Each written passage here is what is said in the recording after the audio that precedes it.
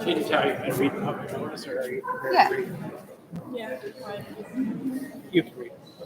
All right, you're live.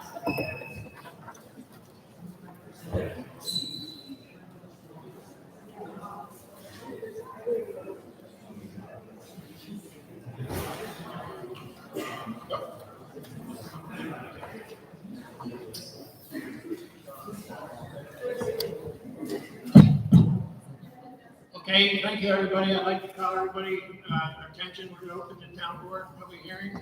First item of business, a pledge of flag. John? Pledge allegiance to the flag of the United States of America, to the republic standing one nation under God, indivisible, with liberty and justice for all.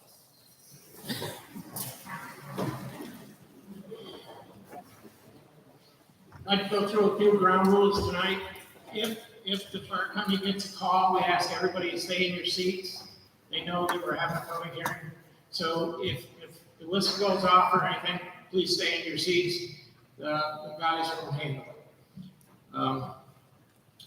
We have masks back there. Anybody may not be uncomfortable. We have solution to wash your hands afterwards. We have one microphone which will be set up for you to come to speak at. I'll ask that you limit your comments to 4 minutes. I'll loosely keep track of your comments, so please adhere to that. No personal attacks.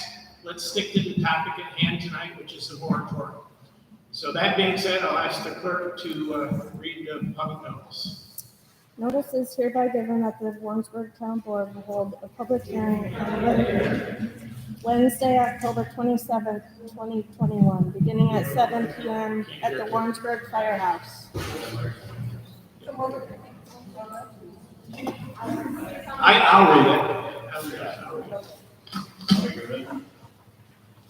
it. You have it?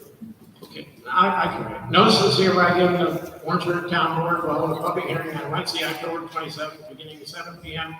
at the Warrensburg Firehouse, 18 Elm Street, Warrensburg, New York, concerning the proposed local law number 6 of 2021. Local law number 6 would establish a moratorium on new commercial retail development within the Main Street area of the Warrensburg Historic District for approximately 1 year. The moratorium will not prevent maintenance, improvements, renovations, expansion, or demolition of existing structures. The area subject to moratorium would be located on both sides of Main Street, Route 9, extending north from the southern boundary of the Plank Road Bridge at the municipal boundary of the town of Warrensburg and the town of Lake George to the intersection of 3rd Avenue at its northern boundary. The purpose of the moratorium is to allow the town of Warrensburg boards the opportunity to review and update the town code and comprehensive plan as appropriate for the current times, including analysis of where new commercial retail growth is most appropriate and possible extension of the Main Street Historic District. A copy of the proposed local law number 6 is on file and available for review at the town clerk's office, Emerson Memorial Town Hall, 3797 Main Street, Warrensburg, New York, during business hours. Please take further notice that at the time and place of the public hearing, all interested parties will be given an opportunity to comment on the proposed local law number 6 of 2021. Pamela Lloyd, town clerk. So that being said, our attorney would like to make a statement first.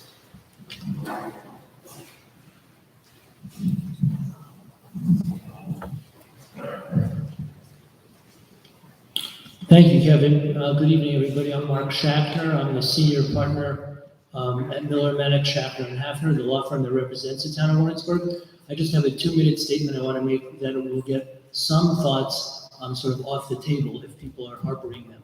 As the public hearing gets underway, we think it's important for the benefit of the public to clarify a few things about our role as the town's legal counsel. First and foremost, everyone needs to understand that we are the town's legal counsel, but only that, meaning that we do not create or influence town policy, and we do not try or intend to do so. Our job is to implement direction we receive from town officials and provide legal guidance for town officials to proceed lawfully and in the most legally defensible manner possible. In this particular case, we are neither proponents nor opponents of the proposed moratorium. It would not be appropriate for us to take any position on it, and we are certainly not doing so. And by we, I mean myself and my colleagues. As part of our job, we took direction and instructions from the town board, or at least the majority of the town board, and prepared a draft moratorium local law as directed. The town board is free to exercise its discretion to adopt the law as written, make any changes it wishes, or not adopt it at all. And again, we take no position at all as to what option the town board should choose. Second and finally, we have substantial experience in planning and zoning matters in general, and including land use and development moratorium. We are providing legally correct guidance when we address legal questions asked of us by town officials. Some of our answers may seem illogical or contrary to public opinion, but they are the right answers nonetheless. Some people are suggesting that we may not know what we're doing, but here are copies, right here, are copies of some of our relevant qualifications and experience, and for any who question them, you should feel free to contact any statewide planning and zoning organization and ask about us. Thank you.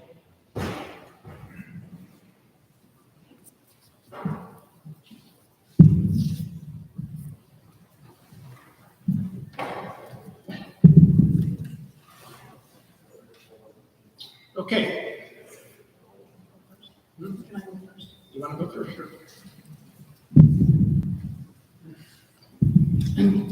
For the past several years, the town board has had on our agenda to review the town zoning ordinance and comprehensive plan. It keeps being put off. August 31st, we were set to start the process with all our boards, but for some reason, it was canceled. With the increased interest for new businesses coming to town, it is time to pause and get the needed conversation going. What do we want our historic Main Street to be? I believe it is passive today to say anything commercial in a commercial zone is acceptable. I researched and I found New York State Guide to Land Use Moratorium 2021, and I'd like to read the introduction to the guide.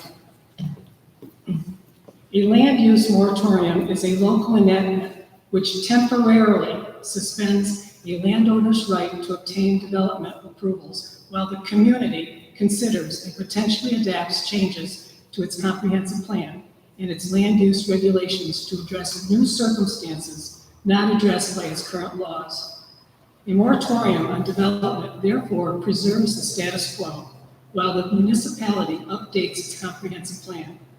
A moratorium is designed to halt development temporarily, pending the completion and possible adoption of a more permanent comprehensive regulations.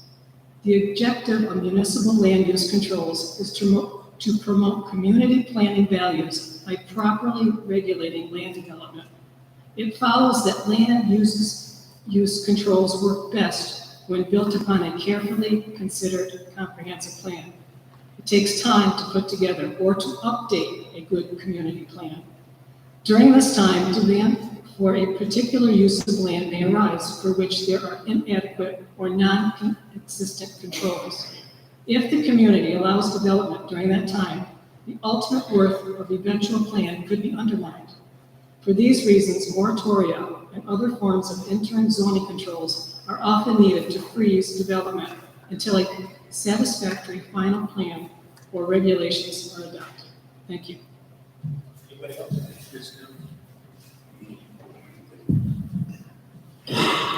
Good evening, ladies and gentlemen. Thank the fire department for hosting this event this evening.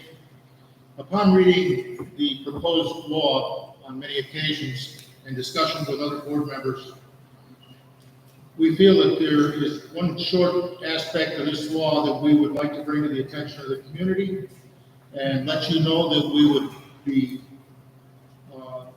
in agreement that it should not be a part of this law. And based on the conversation with our attorneys, it can be removed at this meeting without a significant change to the entire proposed law. So I'm going to read just one short section. And possible extension of the Main Street Historic Corridor.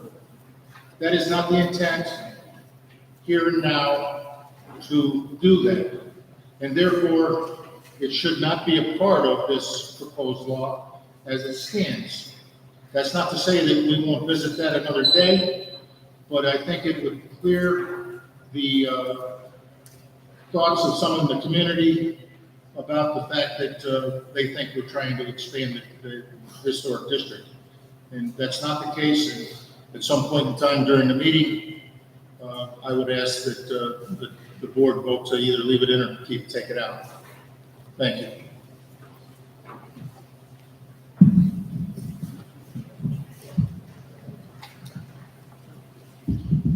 Okay, with that being said, we'll open up the public hearing. As I said, try to complete your comments in 4 minutes or less, and we'll open it up. Jim, is the mic on?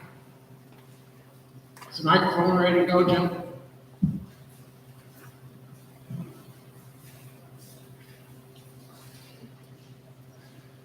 We'll ask that you state your name and where you live for the record, as we are recording this. So anybody wish to address the board? Strictly under moratorium, please. My name is Tony Cortino. I have a few general questions.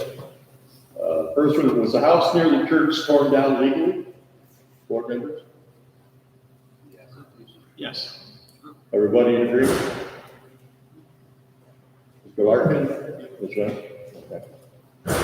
Was this property zoned for commercial since 2012? I believe so. Gentlemen, ladies, Mr. Larkin?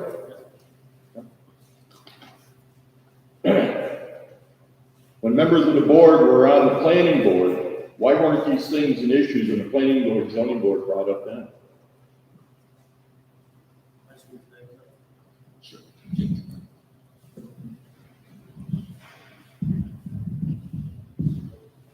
First, issues have been brought up for years by the planning board and the ZBA, and the can has been kicked down the road and kicked down the road. At a recent meeting, the planning board administrator stated, we're trying to get these things fixed. And again, it gets kicked down the road and kicks down the road. I would like to explain one other aspect of this. It's the town board who makes the rules. It's the planning board that administers the rules. It's the ZBA that gives variances. Have I answered your quick question to your, thank you. And I'll have another question later on. Anybody else wish to address on the moratorium?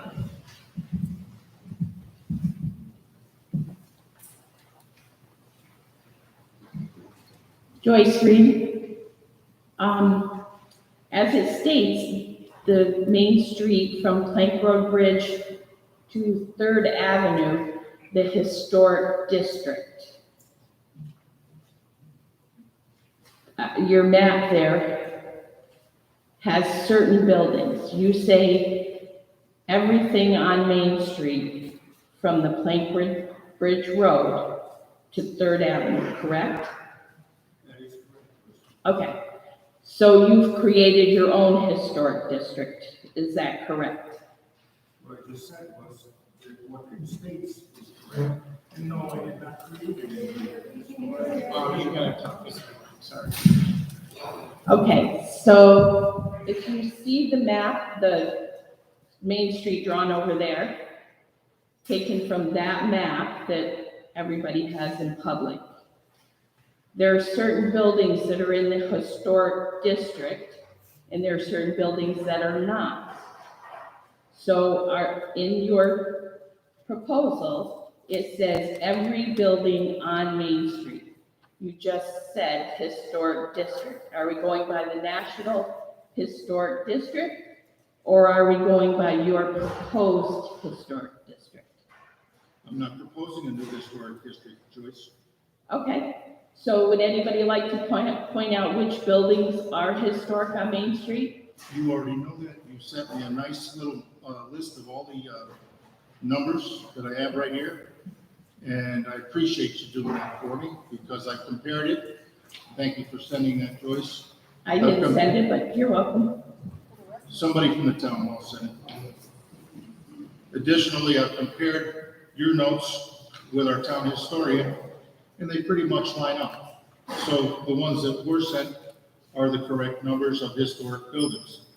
There are a number of other buildings that qualify, but were not registered, and we do not intend to impact them. Okay, then if you don't mind, I'll show the public which ones they are. Please do.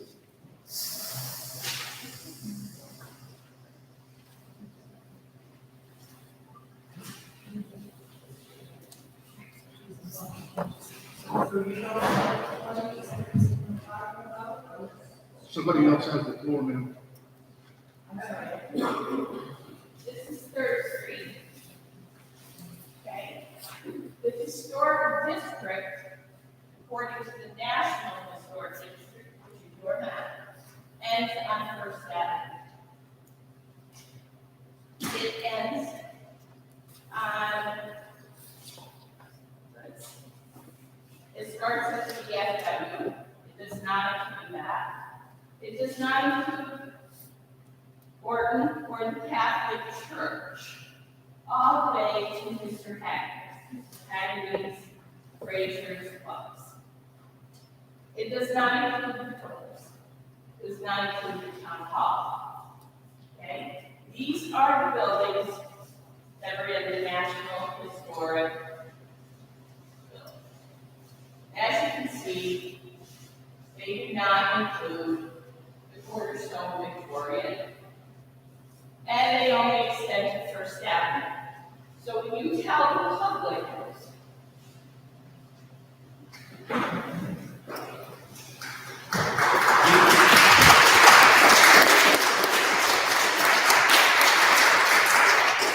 sorry, but when you tell the public that it includes every building, but it's not a district that you propose, I think we need an answer. Is it both sides of Main Street, from the Plank Road Bridge to Third Avenue, and you've created a new historic district?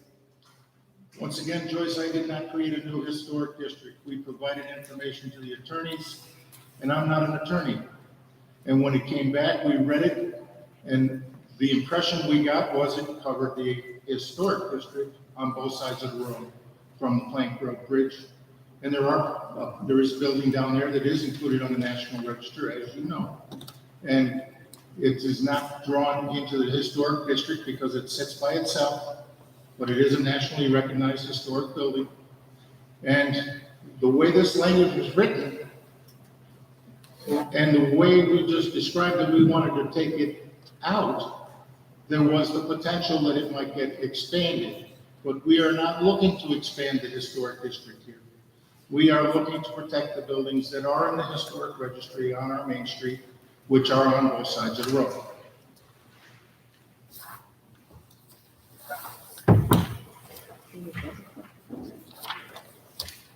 Anybody else wish to address the board? Please get up, state your name and where you are.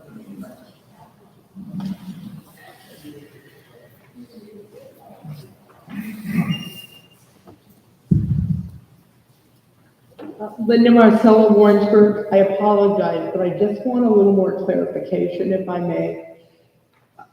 Okay, it says the area encompasses the contiguous resources located along Main Street, which are listed on the Hamlet of Warrensburg Historic District. We know where that is. On the National Register of Historic Places registration form. So does that mean only the houses in the historic district that are on the historic registration? Yes. In other words, there could be houses in the historic district that aren't registered on the National Registry, so they wouldn't be involved. Is that correct? Yes.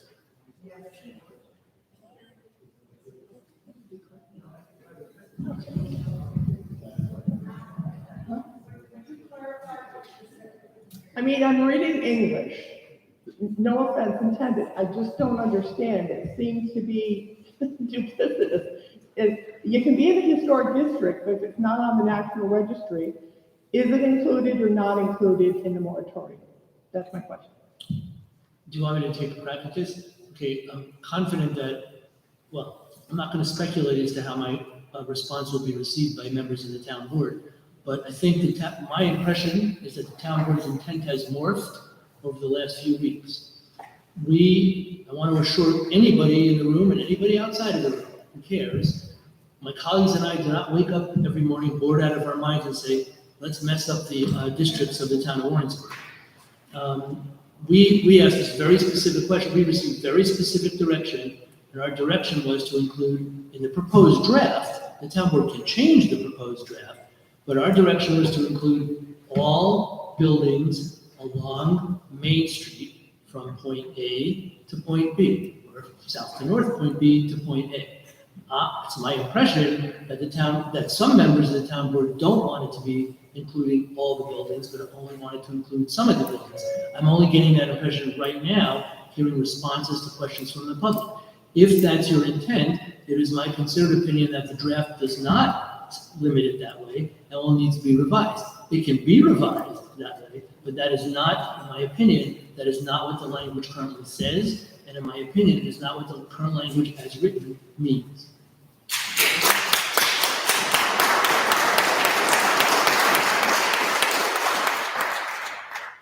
It can be modified to read that, but that was not the direction we were originally given. The town board obviously had the draft before you voted to go to public hearing. The majority of you voted to go to public hearing. The draft read as it reads in front of everybody tonight, and it was written to include all the buildings. Because that was our direction.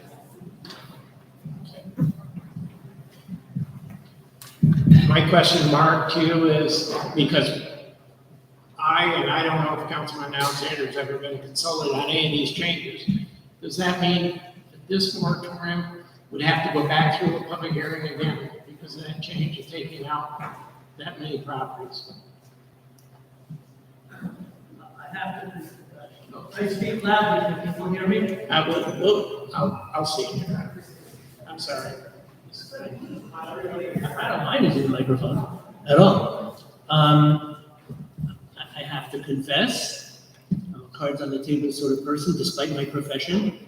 I am not myself understanding exactly what two of the members of the town board are indicating is their intent at this point. We got very clear direction several weeks ago to include all buildings on Main Street, both sides, from point A to point B. That's how the draft was, that's what we were directed to write, that's what we wrote. My opinion is that the draft is very clear in that regard. I'm not trying to dodge the supervisor's totally appropriate question, but the answer is I don't know. Because I'm not right this minute understanding exactly how the town board may wish to refine this. I'm gonna leave it at that. I'm sorry, but I don't know the answer to the question. The general rule of law that the supervisor is referring to is that proposed local laws can be changed or modified at or after public hearing. That's one of the reasons to have a public hearing. You don't want to have a public hearing if you're not allowed to make changes.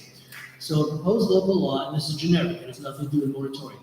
A proposed local law can be modified or revised during or after a public hearing if the modifications are not major, substantive, and material. That can happen without any further public hearing.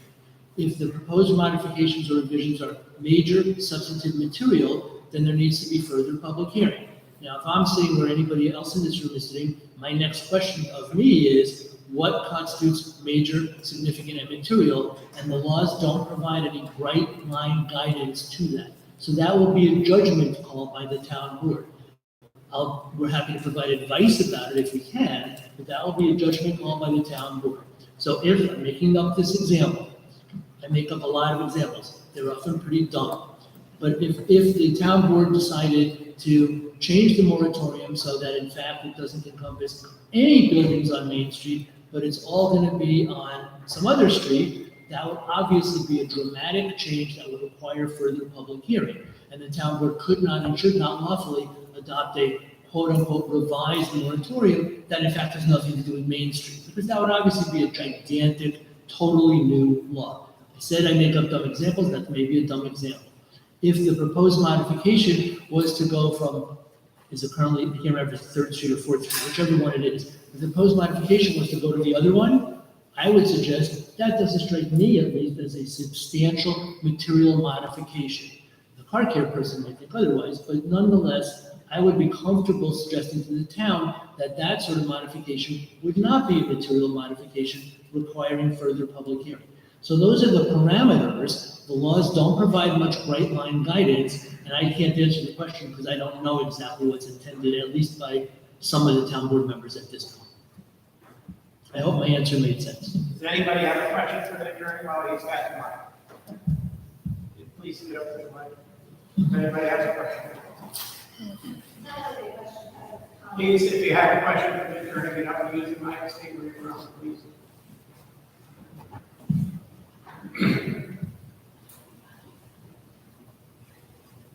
Teresa Whalen, 43 Orton Drive.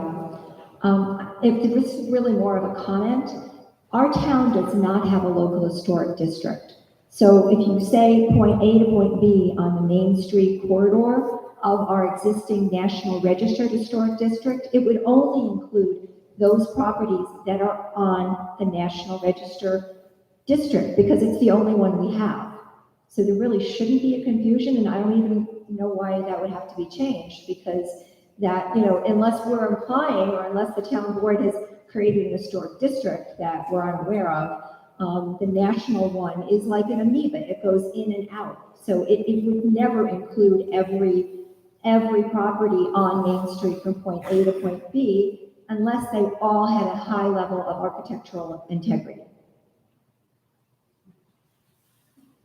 Anybody else for the attorney?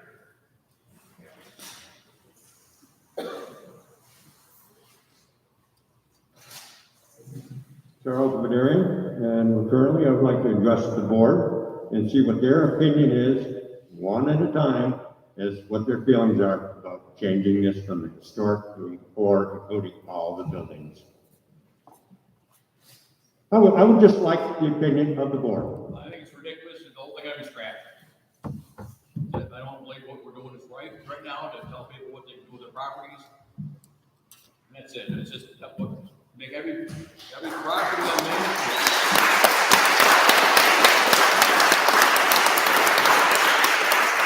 Make every property on Main Street all of a sudden devalued with this moratorium. And my opinion, that's what they're doing to this. For those that have properties that have potential in the commerce district, you call it historical, I call it commerce. This is what Main Street's for. And to go all of a sudden pick that wind out of everybody's sails is, I don't think it's right, and I'm going to stick to my guns. Sorry.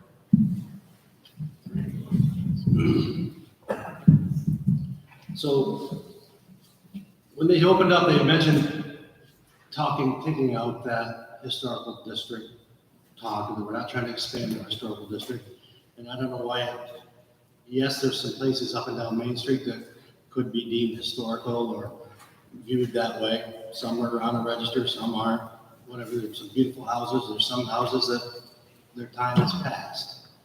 And for me, this is more about the moratorium, to take a step back and let us review our codes before we get a development that we don't want.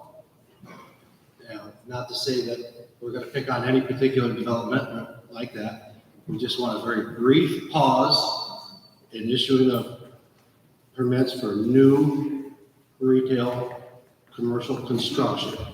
Now it says right in here that it shall not include maintenance, improvement, renovation, expansion, demolition of existing structures. That means every other building on Main Street gets to come and go with a new use. They're gonna see site plan review. They're gonna get permits to change this. If you wanna tear down the front of the building and change it, I'll give you a perfect example. Bill's Diner sits vacant up there at the end of town. Nobody's gonna say, geez, we wanna hold you up from going in and opening up a new diner or this or that. No, they're gonna go through site plan review. They're gonna be awarded all the due process that anybody else would, and that's going to proceed. The moratorium is only on new construction of a complete commercial building, which would be a box store or something. And I'm personally not against that. There's places in town for it. I've heard from a lot of people who are concerned about traffic, current location, and different things. I think that with a brief pause, we can have a look at it, maybe institute maybe an architectural review committee that could come in and work with the developer and say, geez, I know that the current one and there's other ones coming in the future. We know that. That's why they're starting to come harder and faster at us all the while. So it's time to maybe step back and say, hey, look, yeah, we want you to develop in Warrensburg, but give us a little flavor here and let us have a little input on how it's going to look and what's going to happen. And so that's where I am. I'm on the moratorium end of it for the purpose of updating our laws, maybe getting more in tune with our comprehensive plan. A lot of people worked hard on that and came up with some stuff that everybody liked. That was in 2012. And then it just, members of the planning board come and go, or ZBA, and it starts to not get followed as was intended. So a little training, a little pause, and I think by springtime, we'd have it all straightened out, we'd have it figured out, you know?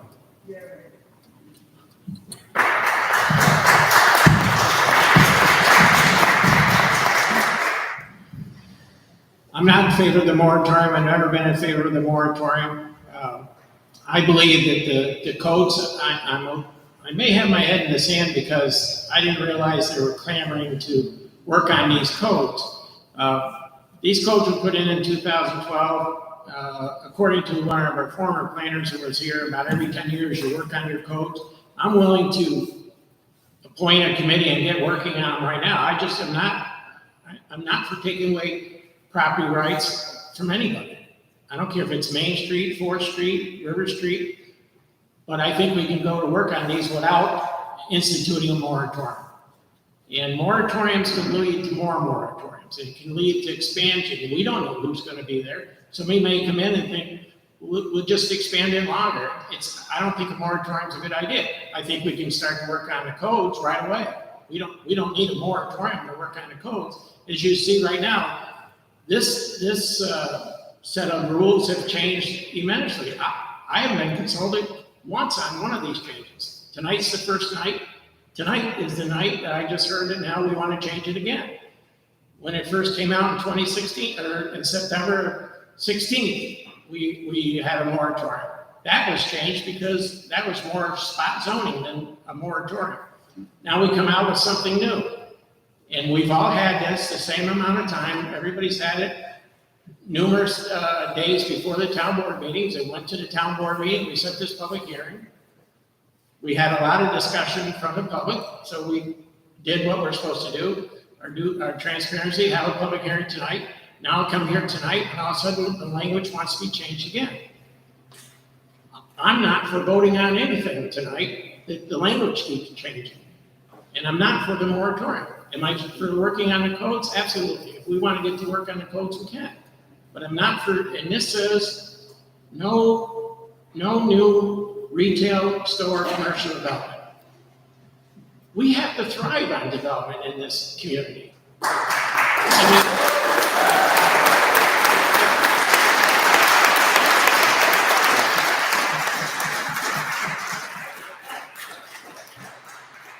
It's been very tough every year to hold the tax rate down in this community. And when we finally get a few places in PAC that people don't like, or don't like the person who's promoting the business, that's a shame.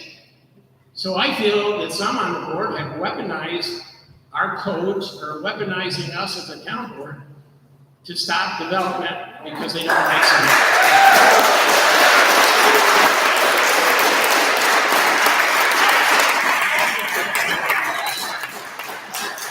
Easy.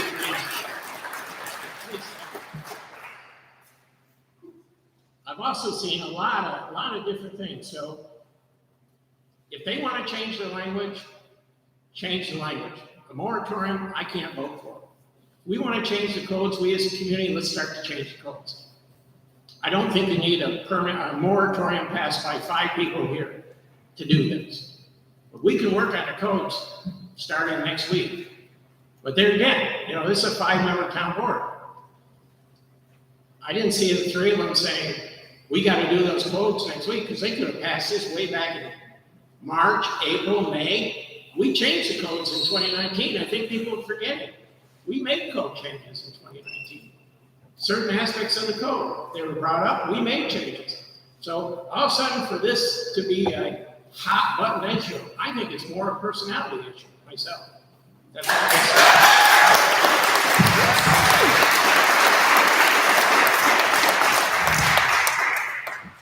I think I stated at the beginning how I feel about this. I don't need to comment anymore.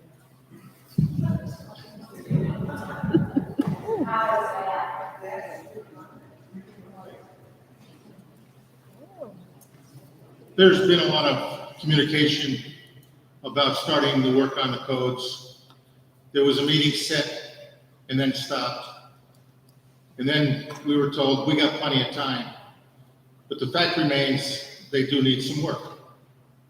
And there's been no effort to get started. On several meetings, I've asked for a consultant to be put in place so that we could have the right people working with the people that work on the codes to move forward. And yet that hasn't happened yet either. When you look at a moratorium, it takes place in cities and towns throughout America every day. And it takes place for the purpose of taking a pause. And all I'm asking for here and what I support is based on the people that I've been talking to throughout the community. And there's people on both sides of the issue that want to see Warrensburg continue to have some of the flavor that our Main Street has while still bringing in other development. So, Mr. Badarian, I would support a moratorium for the purpose of reevaluating our codes and getting through that work as quickly as possible and getting back to the business of developing the community as we want to have it done, not portrayed by some corporate America coming in here and telling us what we're going to have. Thank you. I'd like to thank the town board for the answers. Thank you. Anybody else wish to address the board tonight? I guess I'm just a pain. This also says new retail store commercial development. Mr. Rounds, you said anybody can take a building down and put anything up or existing building. I don't understand really, because it goes on to say retail store commercial use means selling goods and merchandise to the public for personal and household use. So for instance, and I don't mean to throw anybody under the bus here, but Mr. Spooner has an empty store. Does that mean if I came in with a person who wanted to sell clothing, which is a retail store, according to this, he would have to wait a year to do that? No, okay. Any existing building can be transformed and used as the code currently defines. So it's just building a brand new store, which the theory here is that brand new buildings nowadays tend to get built cheaper fashion. So if right now buildings that are out there, the vacant storefronts, or maybe one store wants to leave and another moves in, it's all applicable. You can come and go. We're not stopping any of that. It's just a new commercial use. Construction of a new building. That's not one.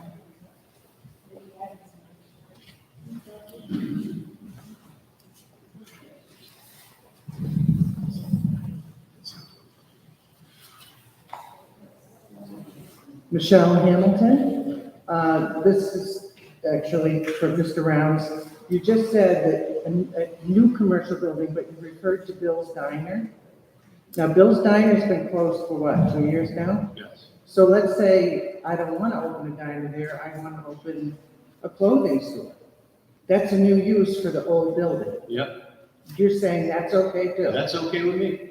So you're opposed to anybody building anything, which would help our tax base, am I correct? I mean, we're all taxpayers in this town, Okay, and what we're looking at is we'd like to spread the pain. all right.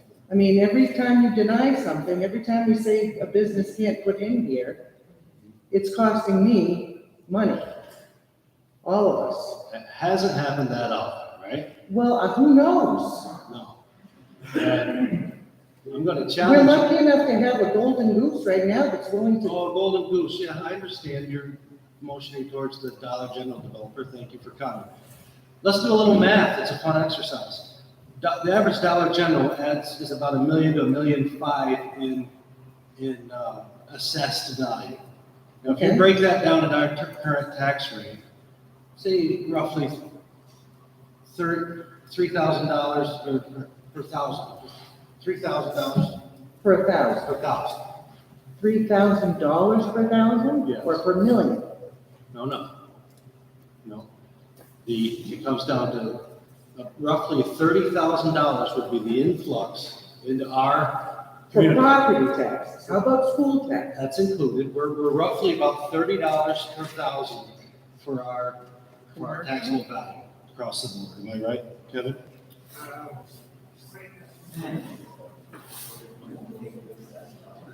No, per thousand. $30 per thousand. I don't have my calculator here, Well, but I'll $1 walk you million through at $27 per thousand, right? Okay, you lowered it, $27 per Or thousand. 30. I was rounding up. Okay, Yeah, so we have roughly 2,800 taxable parcels in the town of Warrensburg. That translates down to $10. yeah, okay. $10 a piece per parcel. That's an unfair way to really But we're not characterize talking sales tax revenue either, you're forgetting Yeah, that. which doesn't all come to Warrensburg, and you know that gets divided out. into No, I know, I understand the formula for that, but I mean, I don't think any of us are in a position where we can say, no, we don't want any extra money. Yeah, I know. I mean, especially after the pause for COVID, I mean, everybody blames everything on COVID. Well, seeing as how you brought up and gestured towards the Dollar General fellow, let me just say that I haven't come across anybody that's opposed to Dollar General. They just don't like it at its current site for a plethora of reasons. Now, I'm saying maybe there's changes that can be made that are gonna maybe make some of those people happy. I believe it's gone, they're gonna make everybody happy. But We're never gonna make everybody. it seems like a large building for a smaller area of I don't town. like the way they put the health center right next to Main Street either. I mean, unfortunately, when Dollar General walked down Main Street, whoever raised their hand first said, you can have my piece of property. They obviously said, yeah, we can make this work. There are many places they could have built all up and down Main Street. I got you. I'm listening. But Mr. Larkin, I'd like to address you, who keeps telling us that you're all for commercial development. That's what you campaigned on, you were gonna bring business to Warrensburg, and now, what are you doing? I believe in planned, controlled. You were on the planning board till 2020. Ma'am, the planning board does not make the rules, the town board does. Wait a minute. You have how many people on the planning board? 7? 6? 5, okay. They go by a comprehensive plan that the previous town board, I don't know whether you were on it or not, 12 years ago, no, you weren't on the town board. But that town board said this comprehensive plan works. You had how many years on the planning board to make any changes? That's their job. You give them direction, but it's their job to make the changes. I resent the fact that you assume you know what I want as a taxpayer in Warrensburg.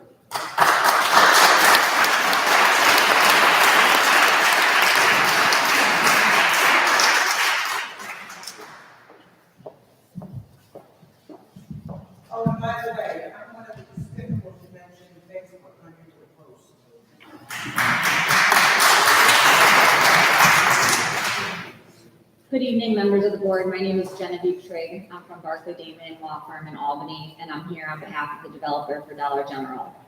I'd like to just start by stating on the record this evening that this moratorium is clearly targeted at the proposed Dollar General development. As this board is well aware, there has been a pending application before the planning board related to a proposed approximate 10,000 square foot Dollar General store to be located on Main Street since earlier this summer. Such retail store is a permitted use in the core commercial district subject to site plan review. The applicant has already invested substantial time and money into this project. The site is currently vacant as the prior building has already been demolished and a area variance setback has already been achieved. It has been made very clear this evening that the town has already invested substantial time and money into its zoning code and comprehensive plan that was just updated a few years ago. Among the goals under the comprehensive plan, I quote, "Restore, improve, and enhance Main Street as the commercial center for the hamlet and the town."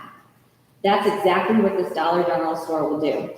It's a reputable corporate business that will offer affordable prices for goods. It will pay full taxes despite that it could likely qualify for exemptions, and it will create full and part-time jobs for the community. You also have a developer that is willing to and has been working with the planning board to develop an aesthetically pleasing building that is consistent with the town's community character. This board must, if it's going to proceed with the moratorium, at least exempt the pending application expressly from the moratorium. Failure to do so will inevitably result in lengthy and costly litigation for the town. We do not believe this moratorium is necessary. However, if you're going to proceed, we would ask you to consider expressly exempting the pending applications. Thank you.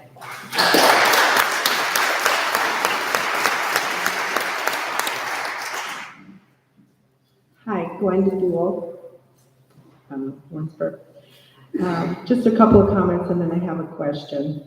I don't want to be redundant with something that someone else has already asked. But, corporate America seems to, they provide a lot of jobs for people. And we need them and they need us, but they always seem to, maybe some of them are crooked, I don't know, but we need them. But they've left and they've gone overseas because of so many restrictions, government overlapping. And then, like the other lady said about the pandemic, people are just fed up with restrictions. I mean, they're just so fed up. It's a horrible time to have a restriction on anything right now, let alone a moratorium. But I can remember back in the 80s when we turned down Pizza Hut because it had a red roof. Okay, I mean, we're only here for a short time in life. When you die, a stranger's going to be living in your house. That scares some people. Things change. But I do have a question. Specific question of each board member that is wanting this moratorium. And I did hear about it with Mr. Larkin about the economic development that's on your sign. Could you just give one example on how this moratorium or any more restrictive things in people's life is going to benefit us? Will it put more food on the table for our children? If you like looking at my husband's old family home, it was beautiful. But if I don't like looking at the Dollar General when I go up Main Street, I'll look the other way. I mean, we have to live with one another. We got some friends we like better than other people. We got some buildings in town that we like better than other buildings. I like the churches myself. They're beautiful.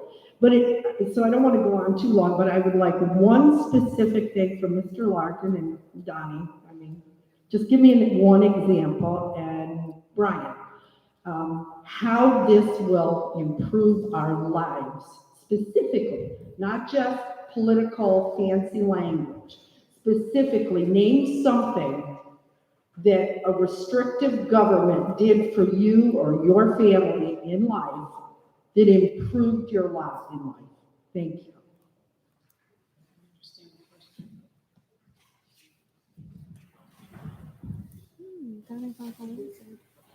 Most people don't want government weighing in on their life at all. I knew your dad, and I really admired him. I thought he was a significant individual in life.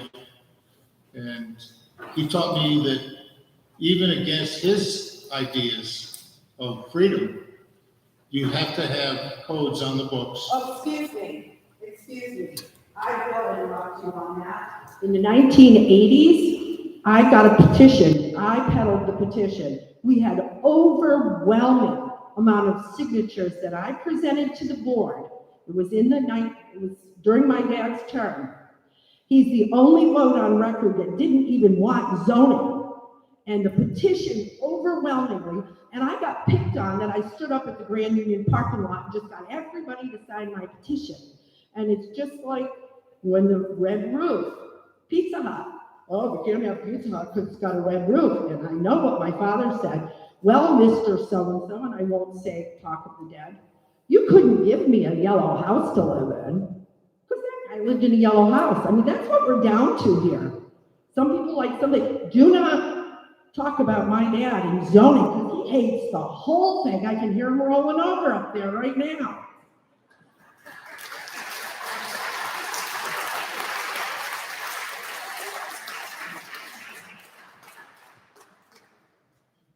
As I was saying, he sat on my porch.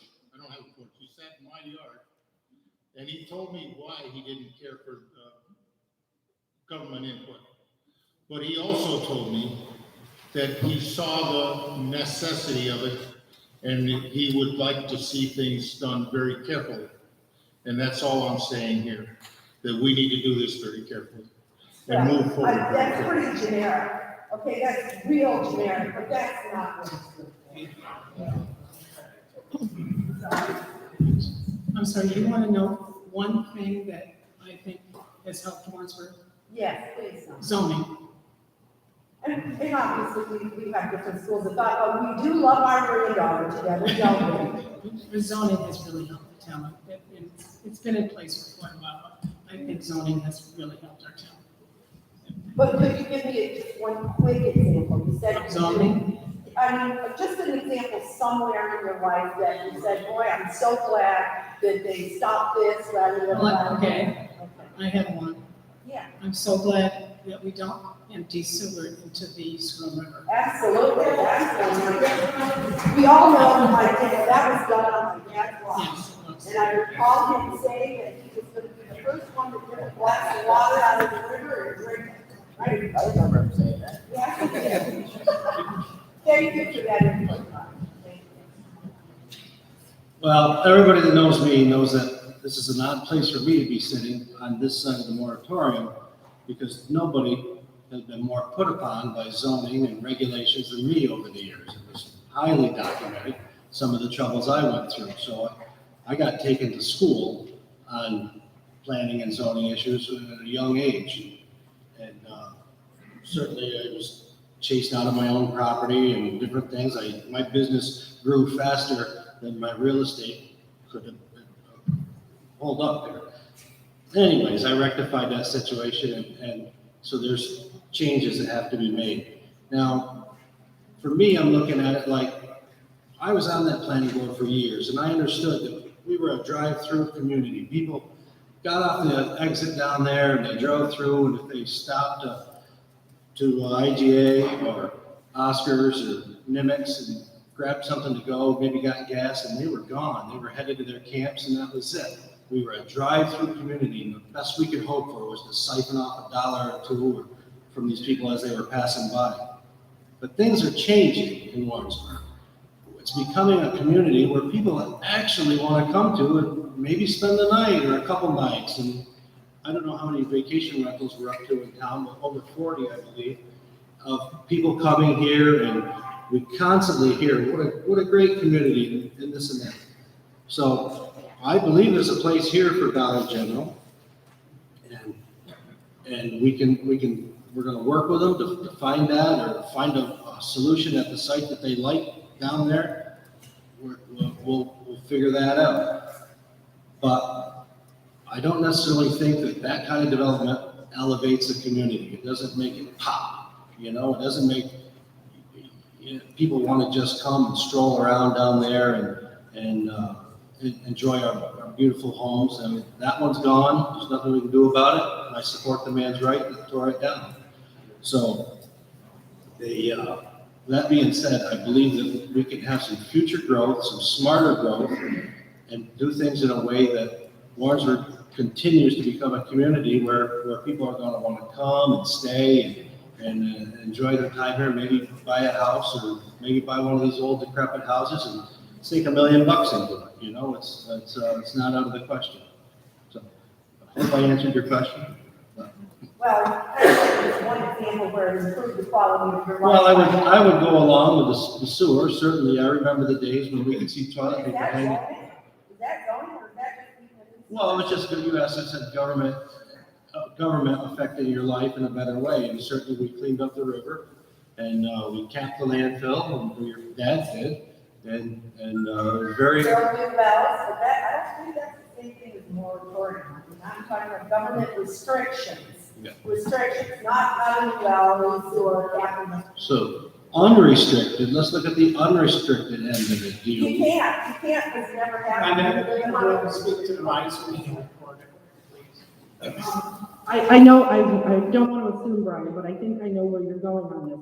There's no way to live life one way, back it up and live it over again, and then decide which one you like better. We just don't get to do that, okay? We just keep rolling forward.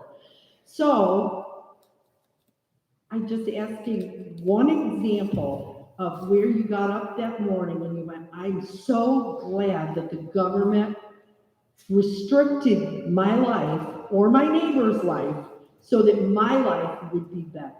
Just one example. You gotta be.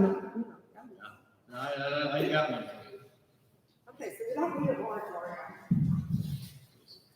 Good evening, Catherine Persons, Main Street, Warrensburg. I agree that there are some changes that need to be made in the codes, but I feel that that can be done through your zoning, planning, and town boards without a moratorium, restricting people from using their properties on Main Street as they see fit, within all the guidelines. I don't know how you could pass a moratorium or close the public hearing tonight with all the ambiguity in what has been said. Your draft, obviously, you keep waffling on who believes what, where, what is included, what is a historic district, do we have a historic district? Main Street is a commercial district and should be viewed as a commercial district. Who's going to compensate property owners on potential sale contingent on a potential new business in this commercial zone, where retail development is normally allowed and generally promoted? It is like you are only penalizing owners on Main Street, which is in the commercial district. Nothing has prevented anyone in town or any group of people in this town from acquiring those properties and restoring them to their original condition. So let's not put the onus on the property owners of the existing properties on Main Street.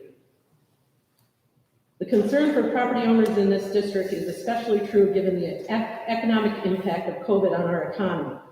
All I ask tonight is that you be careful with your decisions, not point fingers at one another, and not create more regulations and hardship on property owners already struggling with their property. A moratorium is not needed to update and review zoning regulations. Back to you.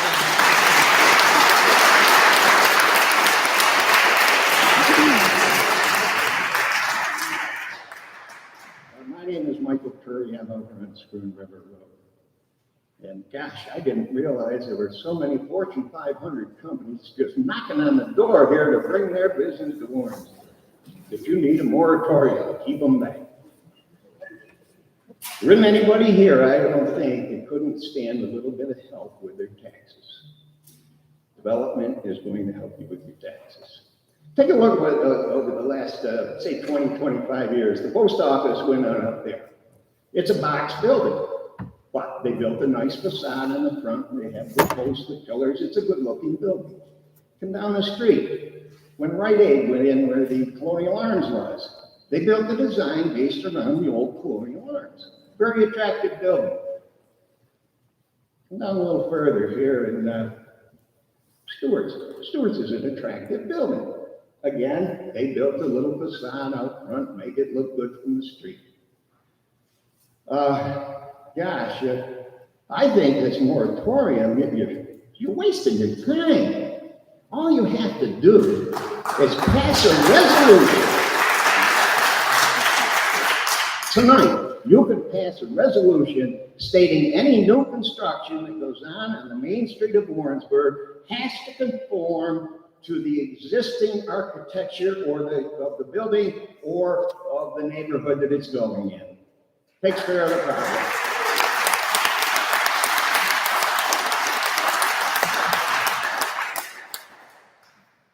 The other question I had, Tony Coutinho. We're all talking about taxes. We're talking about an increase of taxes with new prosperity coming in. It's the town fathers who spend our dollars, put it in different departments. I have a question for you, Mr. Gary. At the last town budget hearing, were all members present? No.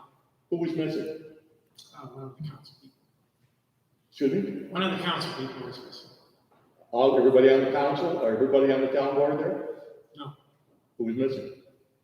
One of the council members was missing. I- One of the councilmen was missing. Who did you name who the council member was? Mr. Lark. Thank you. So we've got an individual, and this is point blank, like I said, I deal in facts. We have individuals that are throwing out moratoriums and like that, trying to hinder the taxes coming into this town.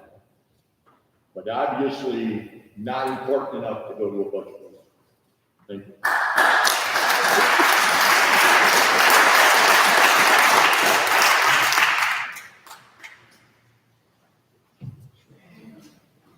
Pardon my lack of a voice here, folks. It's been a couple of weeks. I don't even see how this could be an issue at this point. I think a lot of this has been weaponized because of who owned the property on Main Street. I think a lot of it has been weaponized because, we gotta be realistic, it was for sale for 9 years. Anybody could have bought it. Nobody did. A lot of people looked at it. Nobody's gonna sink $250,000 into a building that's 150 years old. For what? I value our town's historic buildings. I think several of them in town, for instance, the Cornerstone Victorian is an absolute masterpiece. But the one right up the road, not so much, the porch is falling off it. It has no value as property. For instance, the Pillars. 100 years ago, the Pillars was a beautiful building, a 100% hands down. The Pillars right now, as a Warrensburg fireman, is actually a concern to us. It's one of those buildings that we'd be horrified if something were to happen. We had a serious electrical problem in there not too long ago that could have sparked into something much larger. That's what these old buildings do, unfortunately. The old wiring, the old lath and plaster, the asbestos, nobody's ever gonna come in and change it, and I don't understand what we're trying to save. So if we have a moratorium in place, the developer wants to come and buy the Pillars, is it gonna be the same thing? Would we rather have that dilapidated Pillars there as, a hazard to the health and humans that live in it, that work in it, or would we rather have a box store like, the dollar store or anything else? We gotta look at what we're trying to save here, folks. A moratorium is certainly not the answer. Thank you.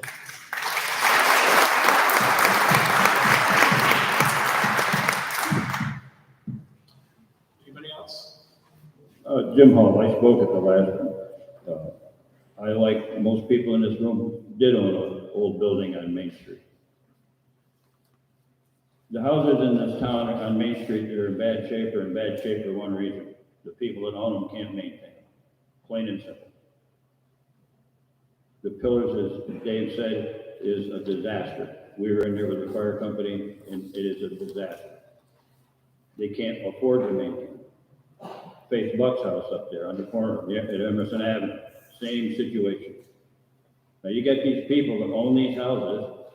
The lady who owns the pillars told me personally at that fire, she was told by somebody, that mysterious somebody, that she couldn't do anything with that property because it was on the National Historic Register. And I'm going to pose this question, and I'd like an answer from the attorney in the end. Being on the National Historic Register, unless you take state or federal funds, does not stop you from tearing down your building, sawing it in half, selling it, or doing anything else.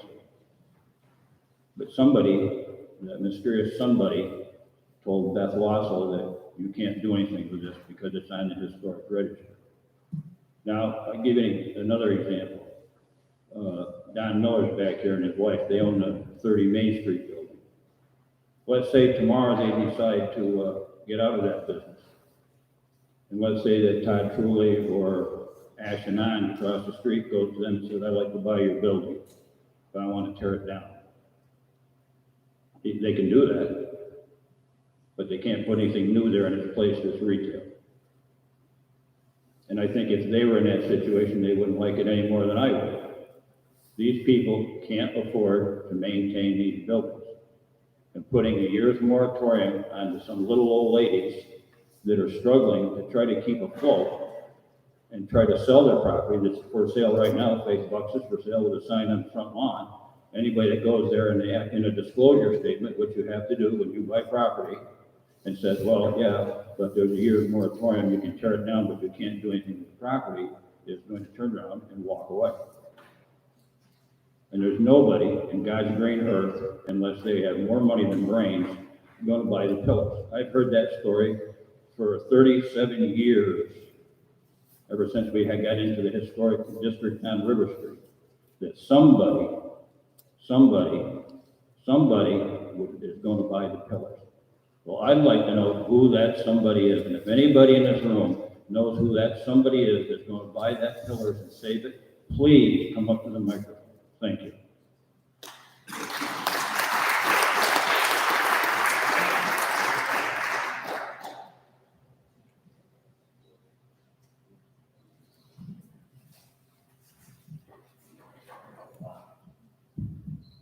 Good evening, Gary Cooper, Warrensburg. A few things that should be mentioned. And my wife and I were very proud owners of a 110-year-old Victorian. And I spent many hours, we spent a lot of money on maintaining it to where it could be sold today. And I don't believe anybody on this board, besides Mr. Alexander, owning a very old home in the historic district, I don't believe any one of you on this board has maintained a historical home of specific character that you have to maintain to sell it. And you can't go to the Home Depot or Lowe's to purchase a window. It has to be restructured, rebuilt to maintain its integrity in the structure of how the house was built. So I have to say, my wife and I did a wonderful job for 16 years at 63 Hudson Street, and it stands proudly today. The homes that we talk about on Main Street, Mr. Hall, you're absolutely right. If you can't afford to raise them and put in new seal plates to make them stand tall again, they will crumble. Going back a few years ago with this board and other members of the board, I remember we were trying to stop people in Warrensburg to spend their money to create a tax base. 4 or 5 years ago, a bunch of us tried to get into, and we did get into, vacation rentals. Many of you fought our vacation rentals. Many of the people wanted to stop having these homes. One person called it a zombie house. She obviously does not know what a zombie home is. These vacation rentals, we put in rules, regulations, month after month, year after year. We owned these homes. We stopped people from Long Island, New Jersey, Pennsylvania, England, France. They traveled to Warrensburg. We stopped them in their tracks. 2-day minimum, 1 week, 2 weeks. They spend their money here in Warrensburg, Warren County, and Lake George. We promote Warrensburg. We promote our restaurants. We promote our gas stations, our stores, our Dollar General, the next Dollar General, Subway, Jack Tony's, Oscars. We promote everything we have to stop the people here to spend revenue. And folks, they spend a lot of money. Now, I would like to know what the board members are doing to stop them. What are we doing with Hackensack Mountain? Why are we not promoting our trails? Why are we not promoting more and more things that Warrensburg have to offer? Every time people do something to their property here in Warrensburg, we're penalized. And I don't know what your dollar amount is, Mr. Rounds, but my house on Hudson Street, we were paying over $14,000 a year in taxes. And how you're coming up with the Dollar General paying $30,000 is beyond my math. I do believe you mentioned that earlier. I would like to know why we, in our town board members, want to take the opportunity and to control us as homeowners and taxpayers. We speak tonight, and I think we speak very loudly, that you 5 members, or even 3 members, do not have control of our life, nor our property in Main Street. And shame on you for thinking you do, because we pay the taxes, and I do believe we are also paying your salary as board members.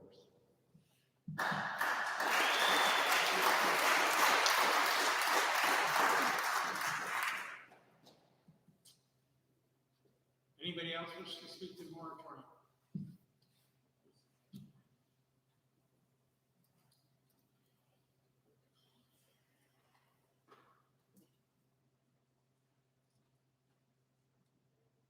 Teresa Whalen, Warrensburg Beautification. I think we're getting a little bit off the track here regarding the intent of this pause.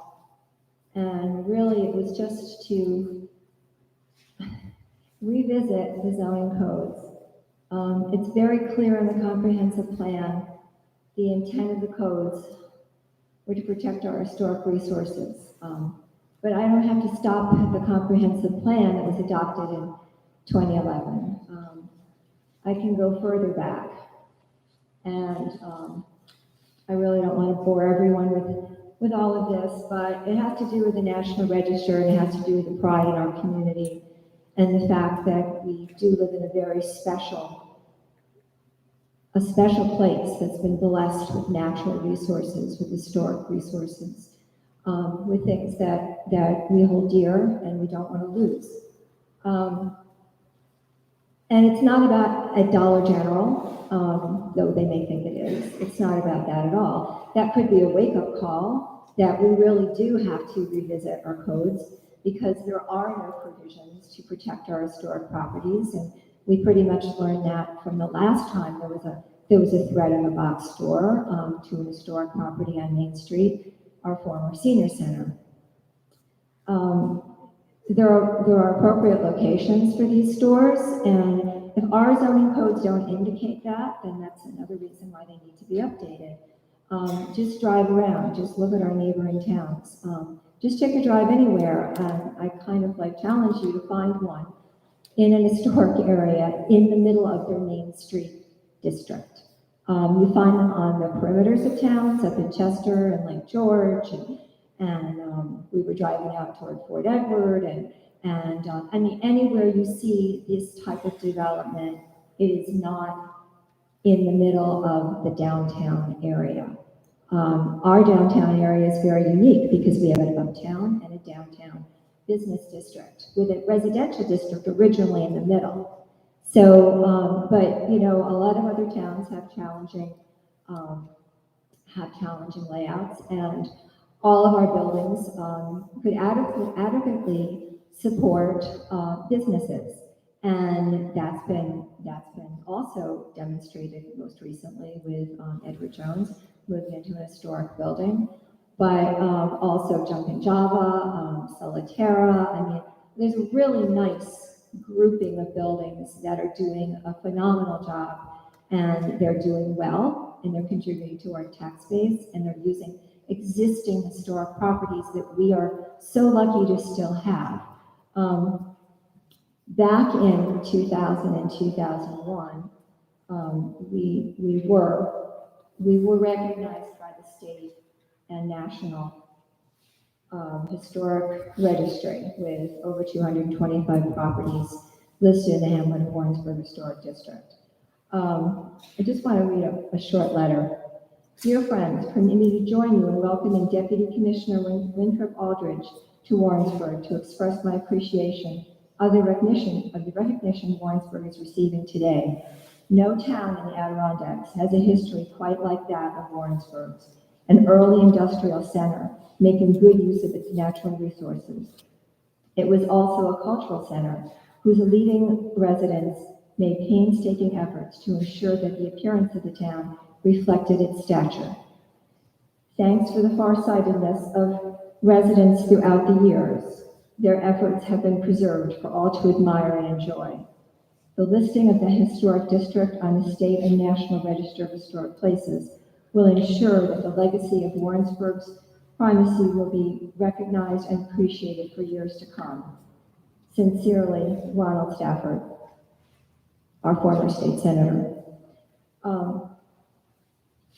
There was a lot of attention and a lot of publicity and a lot of hard work that went into creating this National Register district.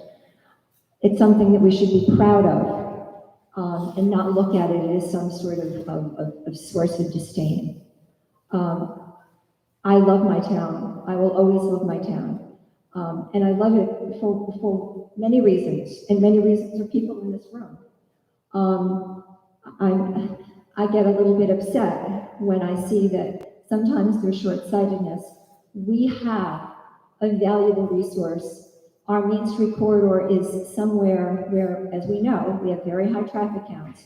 Tens of thousands of people travel. We can get them to stop. We have gotten them to stop. And as Gary has pointed out, they're staying with us, they're eating with us, they're shopping with us. They don't necessarily need to come to Warrensburg to visit a box store, but as I said, there are locations for those things that are very appropriate in all communities. There are lots of other businesses being on the Economic Development Council that we're eager to hear. People who would, like to share with us what they think our town is lacking. But it's not really about picking on any one business. It's about looking at the whole and what's good for our community. And this is what people who have volunteered for their towns, like all of you up there, like many of you in this room, understand. It's not about our own personal gain. It's about what's best for the whole.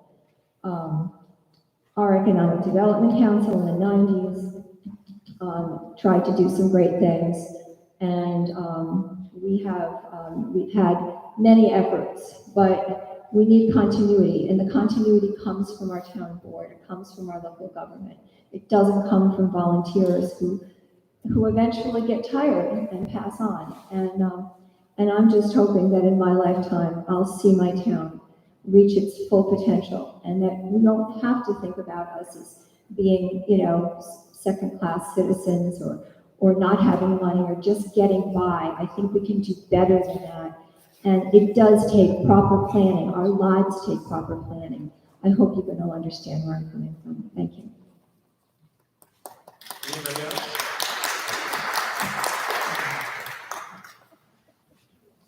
We're into a couple of third time around. I know, I'm sorry. This addresses Brian Rao. It's for the attorney. Sorry, I'm just reading number 4. If you read number 4, it says, Brian said that anybody could go into any building and put a new retail. Number 4 states, the town board hereby imposes a moratorium on undertaking any new retail store commercial development on any property within the Main Street corridor. So if I understand it, it means if I am Bill Steiner, if I buy Bill Steiner, it's a restaurant, it's an existing business, I can't put another business in there. I can't take my home and put a new business in there. Brian said we could do that. This clearly says the town board hereby imposes a moratorium on undertaking any new retail store commercial development on any property within the Main Street. Clarification? Define? That's another ambiguous, it's not clearly defined in here, so I just don't know how you could pass this.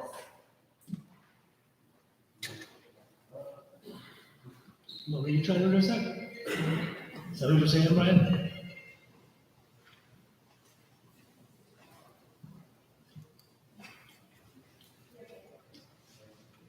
Are you answering your question, or can I?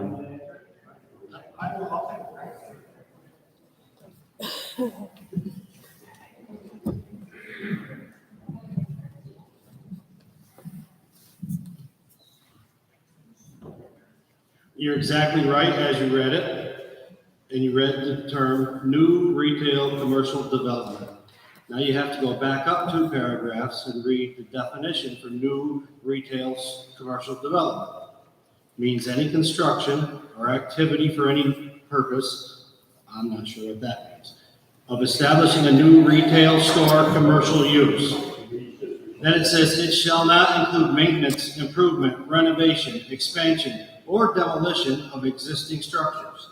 So the existing structures that we have, as I gather, are still allowed to renovate and change use. And one store moves in, one moves out. It's just whatever gets built new, we wanted to pause and have some oversight, some meetings. And if I want to back up just a little bit, the reason you're here, the reason we're here, there's a process in place where when this new development came to the planning board, people went to the hearing and people had some concerns, and their concerns weren't very well received. They were shut out. They were told that in a rude manner, I guess. I wasn't there, but I had a lot of input from people who were very put off by the way they were treated at the planning board level. And he said that, well, we'll listen to your complaints, but it really has no bearing on the process. And that was insulting to the people who were there, people that cared about the town, maybe felt better for the town, maybe they felt the town could do better than putting a dollar store in that historical district downtown. So those people had a loud voice, and they bombarded myself and all of us, I guess, heard some of it. And I welcome it. I welcome everybody's input. That's why I'm here. And we want to give them a voice. We want to fix that process so that people feel as though their voices are being heard and listened to. Everybody's got a few concerns. Nobody's ever going to be happy with everything, you know? But just like with the Colonial Arms, when it got turned into the Rite Aid, there was opposition to that, and a little massaging, a little working, a little groundswell of community support, and lo and behold, we ended up with a pretty good-looking Rite Aid, which is now Walgreens for the newcomers. What didn't happen was any kind of legacy being built into that. So, okay, they put a nice facade on the building, they saved some of the old pillars, and they made it look pretty nice. It really fit in. But nowhere was there anything in the code or any promises made that, hey, every so often we're going to pressure wash the building. Maybe we'll paint it. They haven't done anything in that building. So I don't know if our property maintenance law would apply to that or something, but they built something nice and it doesn't get kept up to a lot of people's standards. I hear complaints about that. So it's on Main Street, it gets a lot of dust, dirt. I suppose you could wash it every month and always be behind the 8 ball with it. But with that being said, that's my theory, is if we can pause, we can step back, we can work with developers. Right now, we have one developer. We know that there's more coming. It's just the nature of the beast. They're not coming fast, but they're coming little by little, and we want to be prepared the next time around and have some stuff in place so that our Main Street facade ends up looking like something somebody wants to visit and drive to. Okay, then. Yes, sir. Charles Minion, live in Fordham. I own a building located at 3897 Main Street. It's for sale. We have someone, I believe you answered the question, Ryan, but I just want to verify that. It's being sought after as a microbrewery. The building is standing. It was previously Hollywood Limousine, Duffy's Cars, Chrysler dealership. My concern is they're spending money on architects coming in, designing the building for a microbrewery. Is this going to fall under that, where they won't be able to open up a new retail establishment? I say no. I say no. Somebody have to show me where it says yes. Okay, well, I think it should be very specific I agree. written in there, because it is ambiguous, as other people have been stating. And it needs to be very specific as to I agree. that terminology. I agree. And that certainly can be cleaned up and made more specific. I toiled with it myself. I kept going back and forth, and I'm like, well, down here it sounds like it's stopping everything. But then you go up here and you say, well, no, you're allowed to do maintenance, renovations, everything like that. So it's in the definition of new retail commercial development. It does not apply to renovations, demolition, maintenance of existing structures. So we welcome, I do personally welcome that. Okay, I think it would be a plus for the town. I think it would draw people to the town. Of course, and that's what just really trying to avoid they come in and build nowadays, and like the building we're in, it's a metal structure, and you can add a facade to it, and you can kind of pretty it up a little. I believe in zoning. I think it's needed. I think it's needed so you just don't have any kind of a structure being built. I think it should be reviewed upon. But I'm against the moratorium under those circumstances. Anyway. Thank you, Joe. Thank you.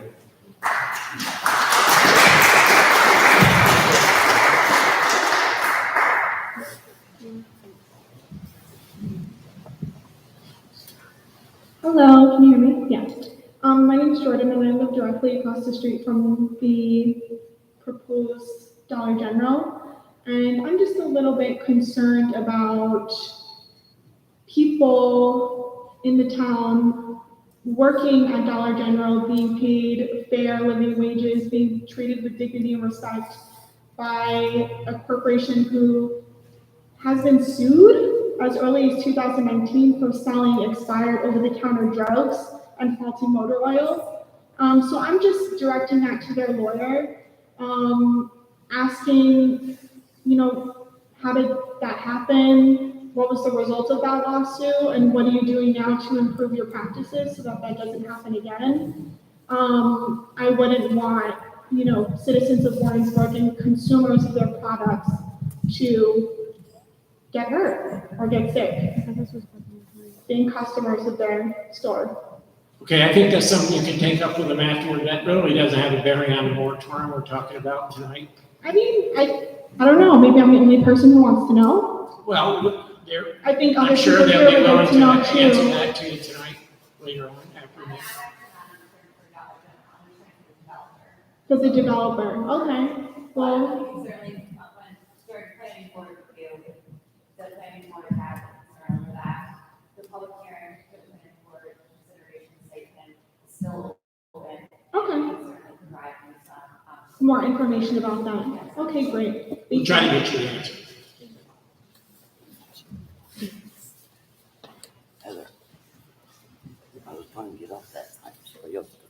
Good evening, Matthew Montesi, I'm the owner of Northcote Janitorial in Glens Falls. This, January this year, I purchased Warrensburg Laundry from Chuck and Dave Minio. A few questions for you, because Chuck had handed me this map. I bought the lot behind Warrensburg Laundry from Regina and Lenny Baker. Cleared it, paved it, cleaned it up.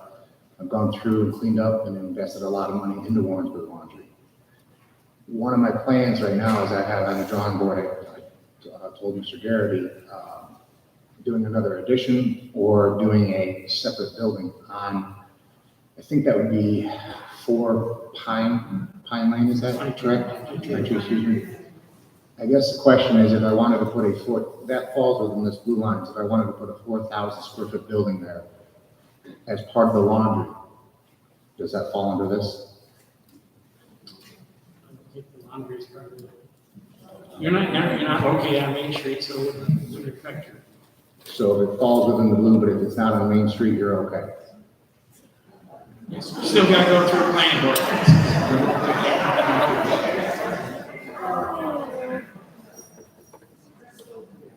Is that? Well, you don't see. So I'm allowed to build that building? If it's in the proper zone, if your building falls within the zone. It's in a commercial zone. It's contiguous to the lot of the one I own, and I'm also buying the corner lot too. And I actually inquired on the colors. Yes, I forget, I think her name was Beth, but I decided to go the other way, just for the needs of the laundry, but thank you for your time. Anybody else? You're gonna raise that mic or lower that mic. I just built up courage too. Hi, I'm Kathy Perillo, and I'm from Warrensburg. Okay, I got it. It seems to me that the board really doesn't know what's going on with this moratorium. It's like the right hand doesn't know what the left hand is doing. I don't think anybody read it to know what they're saying in it. And Mr. Larkin, in your campaign, you're stating that you gathered, well, at one of the town board meetings, that you got together with some of the business people to build the economy in Warrensburg and to bring in Gabellas and to do this and that, but now you want to put a moratorium on the very thing that you're talking about. So, it seems like you're playing both ways. And it's fine. I'm not sure if we're trying to decide about the moratorium here or we're talking about the historical district. It seems like one is going into the other. And I think it's just very, very confusing. If people that want the historical buildings here, then buy them, and you maintain them, and you pay the taxes, and you see what's going to be done. I would love to see all these buildings built up and taken care of, turned into bed and breakfasts and everything else, but they don't have the money to do it. So they're going to just keep deteriorating, and then you're going to put a moratorium on somebody trying to come in and maybe buying them to fix them. So you want it both ways. You want to keep them, yet you don't want anybody to buy them, to fix them up, to maybe turn them into a business or whatever. So to me, it's very, very confusing. And I think you ought to throw the whole thing out.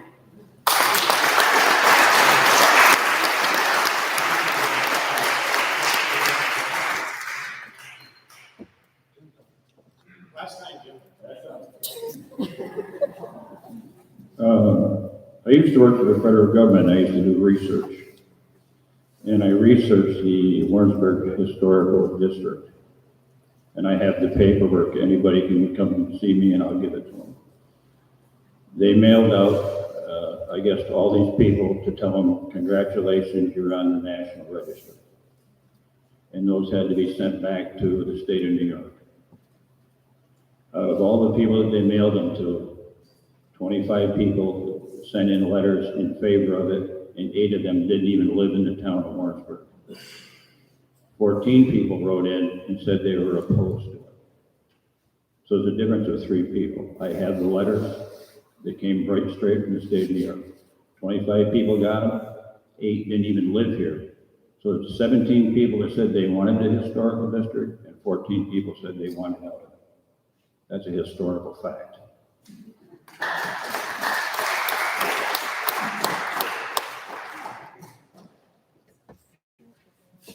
For the record, my name is Bill Perry. I'm a seasonal resident.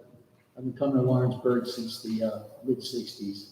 Skied on Hickory Hill in 1965 the first time. What I hear is that your moratorium is very unpopular with the folks in Lawrenceburg.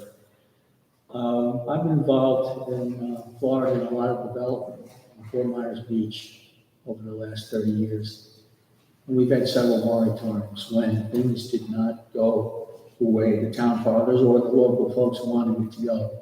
We put moratoriums on development.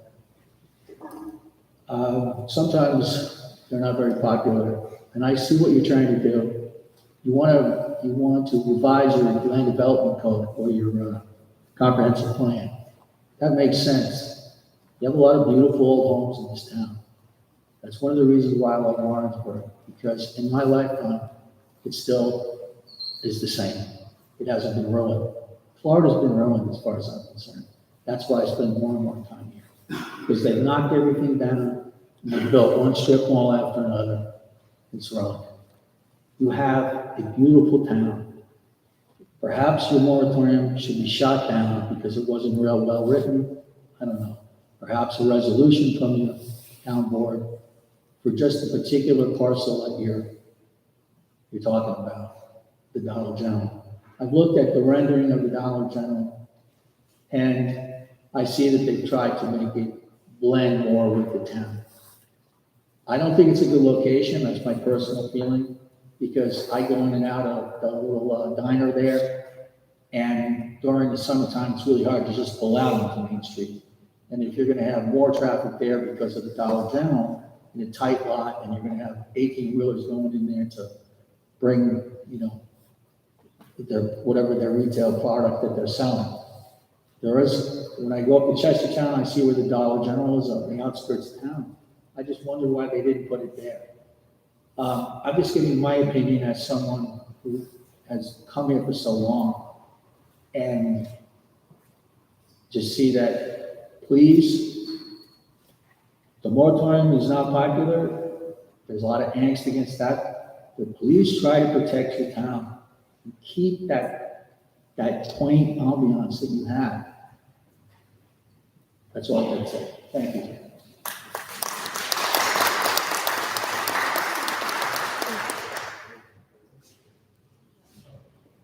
Final time, please. Yes, it is. I wouldn't be up here, but I now feel that I have to be up here just to explain again. I find it very interesting. Warrensburg Beautification continued to work with the Historical Society when we took over a decade of volunteer effort to create something that our town should be very proud of. To find now that an individual is looking into the responses and letters that were sent by the State Office of Parks, Rec, and Historic Preservation, about 23, 24 years ago. I find this very interesting and actually a little disturbing.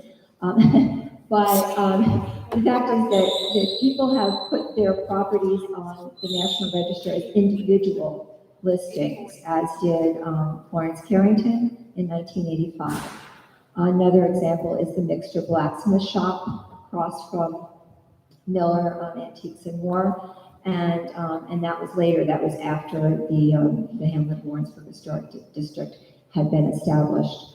But even if a few people were disgruntled, obviously the state did not penalize all of us for that, and it still was approved. And it does allow homeowners, business owners, to take advantage of tax incentive programs. Basically, it's 20% of what you are spending on renovations. And yes, there's a process with everything, but that money would come off of your taxes, your state taxes. If you're a nonprofit or if you are a municipality, then you can qualify for grant funding, which is something we tried to do when the senior center was owned by the town. I don't know why the historic district has become a target, unfortunately, but it is something we should all be proud of and be thankful that people had the foresight back then, because there are many communities and property owners that would love to have the ability to take advantage of those programs. Thank you. Anybody else on the moratorium tonight?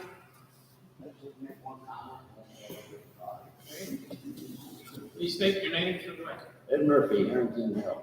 I would just like to understand the town board, where you would think you have the right to tell private property owners what to do with their land, whether it's right in the middle of Main Street or at the far end of town. If any of you guys who complained about this owned that property and had a chance to sell it, it'd be gone just like that. Is there anything? And second thing, we're the taxpayers. We are the town. You don't make our decisions for us. You should listen to us. Most of the people here really spoke against us tonight, I believe, unless I'm wrong. And I don't see where 3 members of the board should be making any laws when most of the taxpayers are against it. You got an answer for me, Rich? Easy, address him right here. No, that's all I want to say.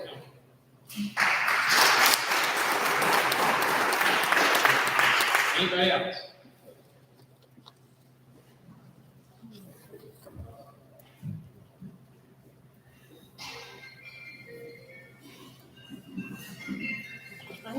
Janet Tolman, I live on Mountain Avenue. I want to start by raising up a couple of things that other people brought up during the last comment meeting. The first, I think it was Mr. Tony who said that he was in favor of the idea of expanding the hamlet.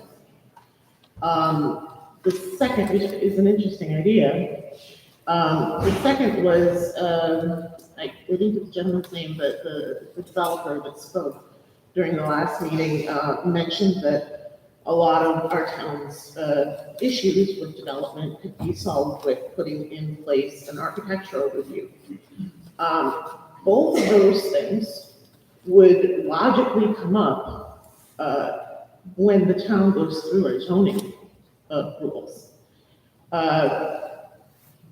Incidentally, I'm fairly certain that one of the things that is the stumbling block for the proposed Dollar General location is another zoning rule that states that that property, the way it's zoned, has to have parking in the back. And their plan has parking in the front, and it needs to, in order for the trucks to turn around, because they're trying to fit a very large store in a very small space. And in order to avoid trucks having to try and back out onto Main Street, which last time it was attempted required a police officer involved, they need to be able to turn that truck around. But they can't do it like that with the zoning rules the way they are. Now, whether there's a moratorium or not, the zoning rules have to be gone through. And it's not as simple as just passing a quick resolution to make that happen.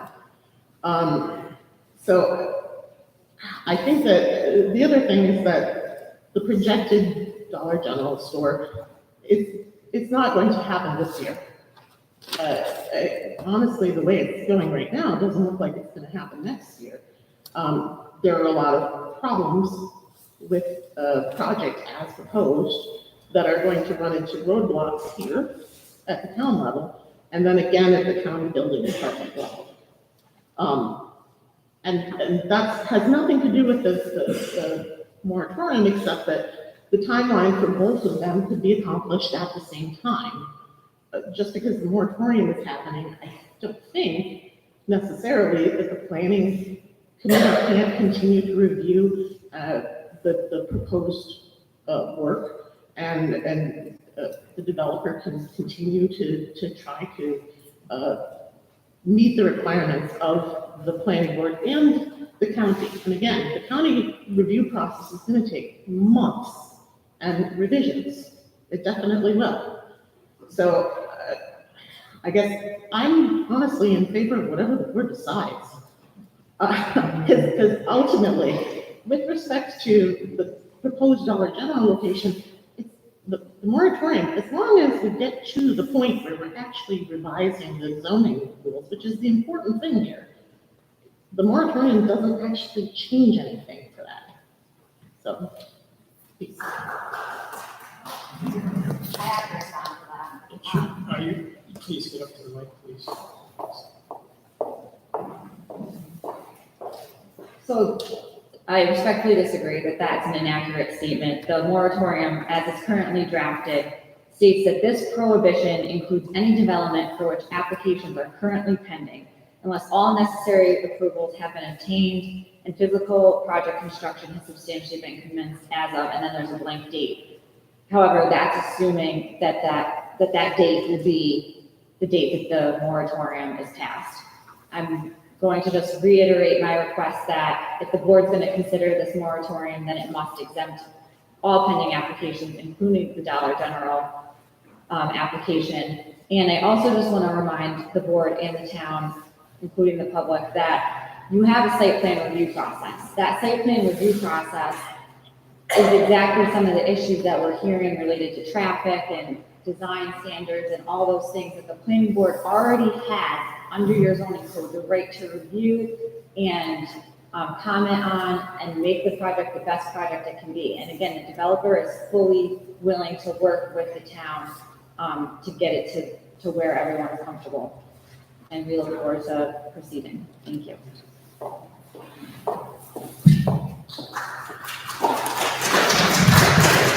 I'd like to address just one issue that was brought up about expanding the hamlet. We have had an application in front of the Adirondack Park Agency for over 1 year to expand the hamlet, not in Mr. Tony's area, but in areas up Main Street where there's already a sewer line going to the industrial park, down the other side of the River Street corridor where there is a sewer line to the sewer plant of 418. We have waited 1 year for the Adirondack Park Agency to approve this. Now this, to me, based on their regulation, should have been a no-brainer to the agency. But like everything else, there's nobody working up there. If they were working, they're working from home. We called the other day, we've been trying to get updates. I sit on the APA Local Government Review Board. I brought it up to my colleagues to ask the agency, where's our application? We found out the other day that, well, the sewer map that we got, which we showed them, all the sewer lines, existed. But because a mysterious map didn't get to the agency, I guess our application sat in limbo. So we found a map, we sent it up to them. But this is what happens, and we purposely went to these two areas. We purposely went up the other side of Main Street. I can't explain to you why, when the sewer line was put up, they didn't go across in front of Nemex and the Warrensburg ends and then the vacant property, why they didn't expand the hamlet on both sides of the road, but we're trying to do that now. I can't tell you why they didn't go on the riverside of River Street down through here to 48, all the way 418 to the sewer plant. I can't answer it. But to me, when we talked to the agency and we talked to the planner up there, we said, this makes perfect sense. We're meeting every criteria that you require to expand the hamlet in the town of Warrensburg. The Main Street area, no-brainer. When we talked about going down the river, they were a little worried about the environmentalists. I said, sir, we're environmentalists. So you should go ahead with it. So they did, they've taken it, but we've waited 1 year. Now, we have applied several times to expand the sewer down Library Avenue. One of the reasons why we want to expand it down Library Avenue is because Library Avenue, their septic systems, it probably drain into the Squirrel River right now.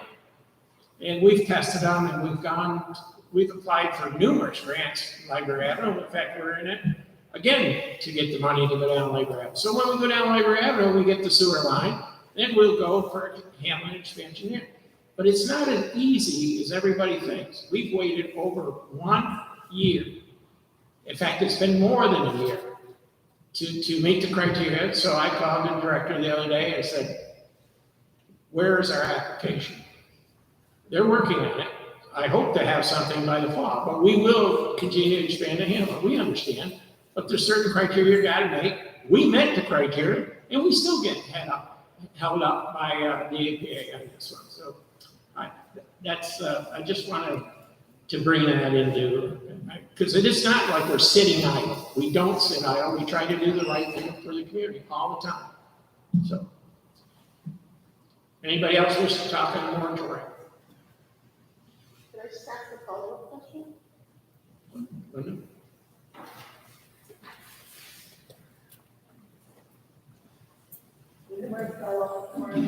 I apologize, I don't mean to beat a dead horse, but Mr. Schachtner, would you clarify for me, it says, resources located along Main Street, which are listed in the Hamlet of Warrensburg Historic District, on the National Register of Historic Places registration. So if I'm a person who has a house in the historic district, but I'm not on the registration, does this involve me?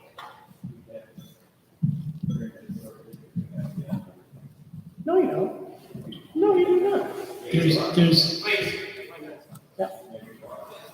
There seems to be considerable confusion, and I have to respectfully disagree with a number of the opinions that have been stated.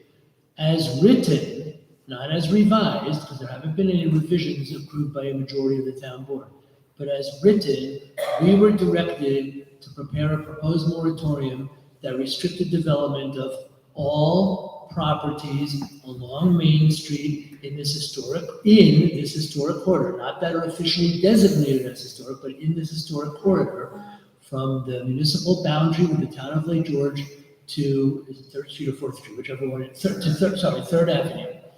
That's what we were asked to do. So at the risk of incurring the wrath of some of the people I work for, as written, I understand, as written, it would not allow a number of the things that have been proposed and suggested will be allowed. Now, it can be revised to allow some of the things that have been suggested, but therefore the short answer to your question as written is yes. And the short answer to some of the other questions that have been asked would be that some of what's been discussed as being allowed would not be allowed if the town board adopts the law as written. And I want to come full circle and emphasize that as written was how we were directed to write it. That doesn't mean it's good, bad, or otherwise, and it certainly doesn't mean it has to stay that way, but that's how we were directed to write it, to be all encompassing. And I don't believe it's ambiguous. I believe it very clearly is all encompassing, and that's not because I'm saying it should be. I'm saying that's how we wrote it, because that's how we were asked to write it. It can certainly be changed. It can be modified, revised, abandoned. As I said at the beginning, I hope I was clear about this. The town board has the discretion to do anything it wants with the proposed law. Act on it as written, modify it, don't act on it at all. But as written, it's all encompassing.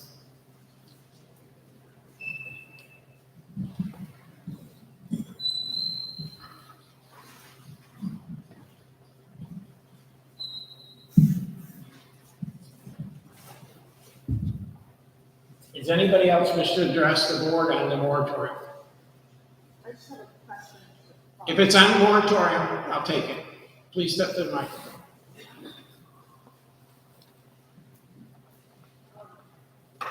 As the moratorium is currently written, and maybe the lawyer can understand this better, is the moratorium on building, or would it cease the proposed Dollar General or any other box store, I guess, that is covered by the moratorium? Would it cease their ability to go through the planning review process? Very good. Super simple question to answer.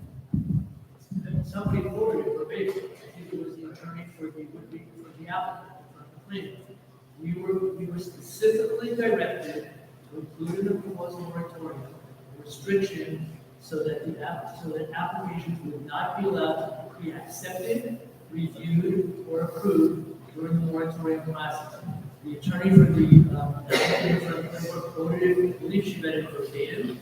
I believe she read it accurately verbatim. I don't think it's ambiguous in any way whatsoever. Apparently you misunderstood it, maybe others did as well. But I believe it's crystal clear and it's what we were directed to include. Does it have to stay in? Absolutely not. Could the town board take it out? Absolutely. The town board may or may not have it at all. So it's very, very, in my opinion, and I can't imagine you feel it otherwise. It's extremely clear. It's language that was read, and I'll repeat it. We were directed to write this. This prohibition includes any development for which applications are currently pending, unless all necessary approvals have been obtained and actual physical project construction has been substantially commenced as of blank 2021. The attorney for the applicant made an assumption that the blank would necessarily be the date of adoption. In my experience, that is not necessarily the case at all. There are town boards who have adopted moratoria and have fixed days, the date far later than the date of adoption, thereby allowing applications in the pipeline to proceed. So I don't know for sure what the town board intention would be here, but if the assumption is correct, that the town board that the town board pronouncement would be fulfilling the date of adoption, that it absolutely would not allow us to take the issue. But if it says 2021 and it's already almost November, it's not really feasible that it would get approved.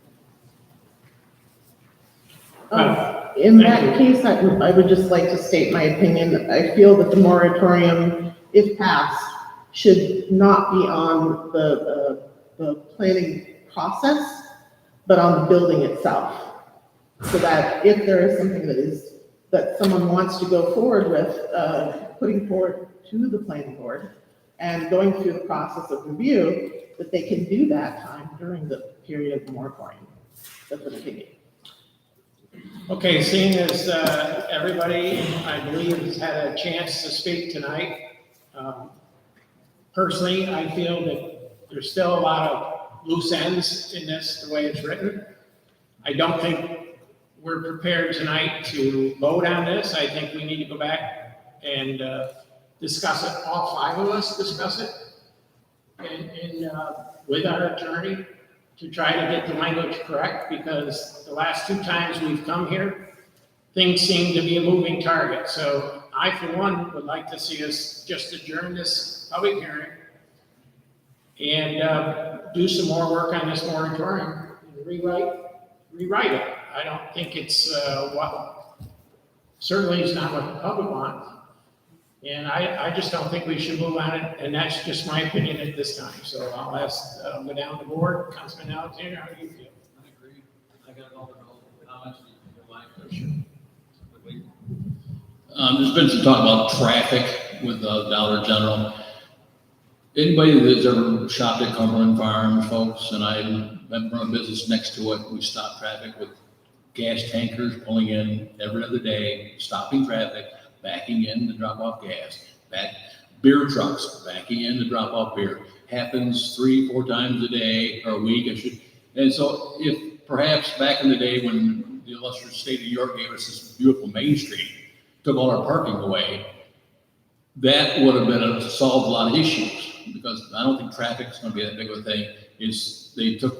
They give us these maintenance strips on this side of the Main Street, which took a lot, narrow things up tragically, and now we're dealing with it. And what we do, we just stop traffic, and you have to let the guys that are bringing our goods and services to us, and we survive that. So that to me doesn't hold any basis as far as traffic going to help things up.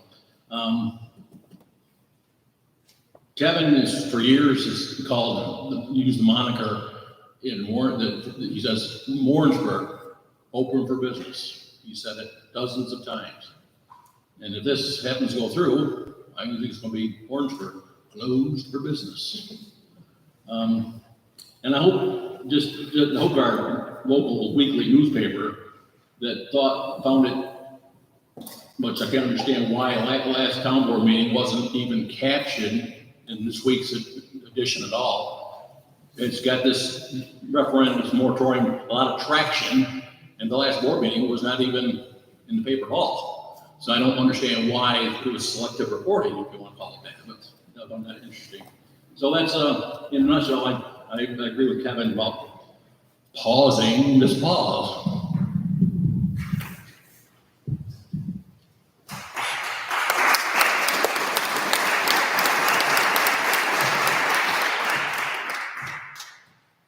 I agree that this was written, there's some ambiguousness to this here. Listening to you, Mark, am I correct that you are saying that when I read that, this shall not include maintenance, improvement, expansion of existing buildings? Do you think it was our intent to stop those existing buildings from being able to freely continue to have commerce or new businesses come and go? I have the faintest idea what your intent is. Well, I'm not trying to be silly about it. I know what we were told. Yeah. What we were told was allow exactly what it said. Maintenance, improvement, renovation, expansion, or demolition of existing structures. We were told to write something that prohibited new commercial uses. So, as written, somebody asked a question, very appropriate, very articulately rather, as written, it would not allow new commercial use. It can easily be revised to allow commercial use in the existing building, but as written, it would not. Okay, thanks for the clarification. I'm going to withdraw my support of it based on that, because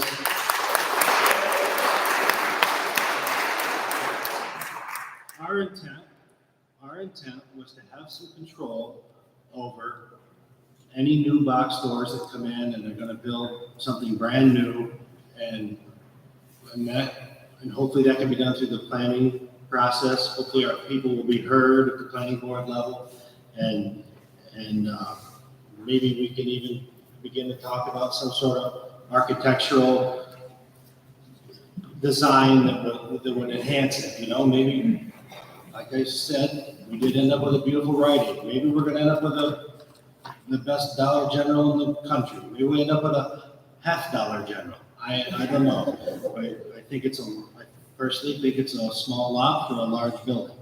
And I think it's gonna look out of place, but that's one opinion. We've all got one. We're happy to express it.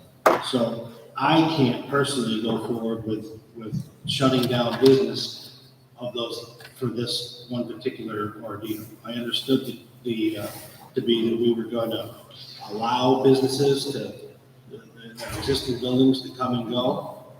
It makes no sense to take it out on those. Not everybody in town is looking to tear down their buildings, and believe me, some of them need to go.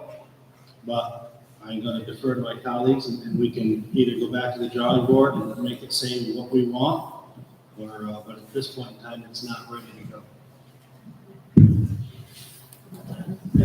I agree with Kevin. We need to really review this closer and make it safe for our to say.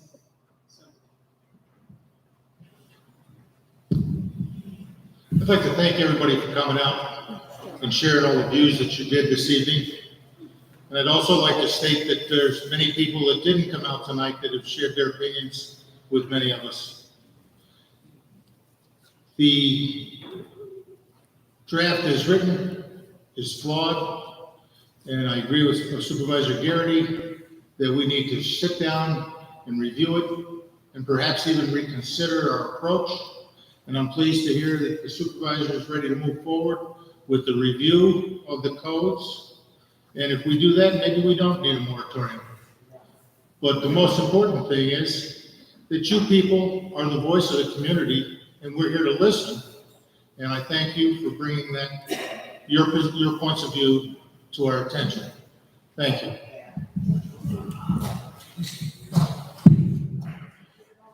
Again, I also would like to thank you, and I appreciate you coming to the firehouse tonight. We didn't have any calls, which is a good thing. So with that being said, the meeting will be adjourned. Thank you.